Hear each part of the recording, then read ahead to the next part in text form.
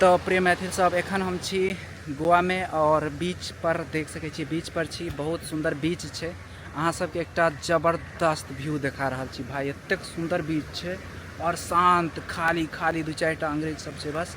बेहतरीन व्यूज, बेहतरीन नज़ारा हम अहाँ सबके देखबै छी। देखियो की व्यू, देखियो व्यू देखियो अहाँ सब। और ई सनसेट होय, देखियो सनसेट देखियो, वाव। मतलब जे सूर्य डूबि रहल छै वो हम देखा रहल छी।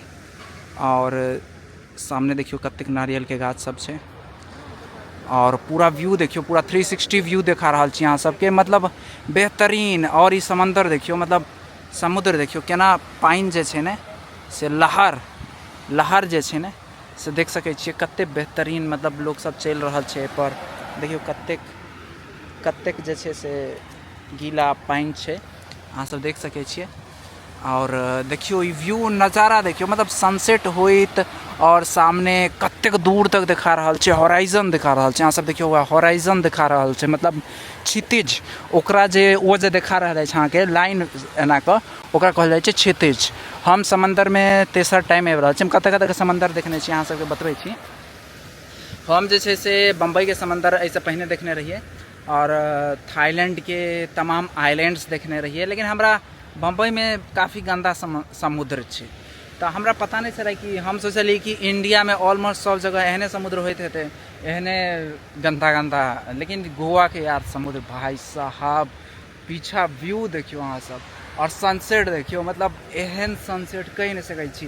मतलब बढ़िया मजा आबि रहल छै यार। इमेजिनेशन जे छै ने ई व्यू के, मतलब कहि नहीं सकै छी, बेहतरीन छै, बेहतरीन छै। और सामने देखियो ई सब ने आगू तक एहिपर बैस कऽ लोग सब आगू तक जा सके। और एते तेज अथी आबि रहल छै, मतलब पानि देखियो, पानि कतऽ तक आबि जाइ छै, एतऽ तक आबि जाइ छै पानि सब देखियो। और सामने देखियो हॉराइजन और सनसेट होइत देखियो अहाँ सब, सनसेट भऽ रहल छै, सनसेट देखियो कतेक बेहतरीन लागि रहल छै यार। और ई सब जे अछि, ई सब एहिपर जे छै से लोग सब चढ़ि के जाइ छै ओतऽ तक, और सामने समुद्र के देखै लेल, ठीक छै। और अहाँ सबके इहो सब देखबै छी। देखियो पहिने नज़ारा देखियो अहाँ सब, ई पूरा जे छै ने से नज़ारा देखियो, पूरा देखियो 360 में केहन बेहतरीन जगह गोवा के भाई साहब। एतेक गर्दा जगह कतौ नहीं भेटत अहाँके, देख सकै छी अहाँ सब। ओ भाई साहब की जगह छै यार। मतलब ई बेंगुइनम बीच छै, ई छोट मोट बीच छै। मतलब हम जतऽ आयल छलियै ने ओहि के जे छै ने से छोट मोट बीच छै, ठीक छै। जे हमर रिजॉर्ट जतऽ हम रुकल छियै चालसर सने, ओहिके नियर बाई में जे छै से छोट एकटा बीच छलियै। तऽ कहले जाके देखो कैसा बीच है, ठीक है। तो हम आबि गेलियै तऽ देखलियै मस्त बीच छै यार। मतलब मजा एतै तऽ साँझके रोज घूमै लए आबि जाओ ने, मूड फ्रेश भऽ जेतै यार। जे लोग सब रोज रहैत हेतै ओकरा सबके सोचियो ने कते मजा आबैत हेतै रोज साँझके बीच पर आबि कऽ बिना पोल्यूशन। दिल्ली में एतेक ज़्यादा पोल्यूशन छै और एतऽ बिना पोल्यूशन के मतलब केना रहैत हेतै यार, कते मजा आबैत हेतै यार। ई जंगल सब देखियो ना, जंगल सब, मतलब देखियो ई नज़ारा।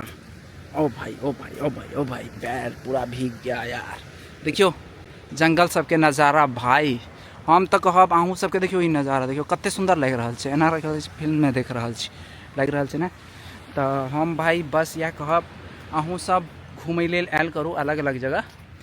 हमहूँ अलग अलग जगह कंटिन्यू आबैत रहै छी, मतलब कनी मनी इम्हर उम्हर मैनेज कऽ सबटा चीज। 1.5-2 महीना पर ऑलमोस्ट हम एक ट्रिप मारे दै छियै। और ई बहुत दिन से हम कऽ रहल छी ट्रिपिंग ना, बहुत टाइम से हम कऽ रहल छी कंटिन्यू। और फिलहाल ब्लॉगिंग सेहो स्टार्ट केलहुँ हैं मैथिली में अहाँ सबके लेल, और बहुत बढ़िया इन्फॉर्मेशन दे। एहि बीच के नाम छै बेंगुइनम बीच। तो अहाँ सबके अगर बढ़िया लागल वीडियो तो लाइक कर दियो, फॉलो कर दियो, शेयर कर दियो। और देखाबै छी और बहुत चीज सब। और ऑस्ट्रेलिया के बहुत लोग सब आयल छथिन गोवा में, तो हुनका सब सने हम रुकल छियै।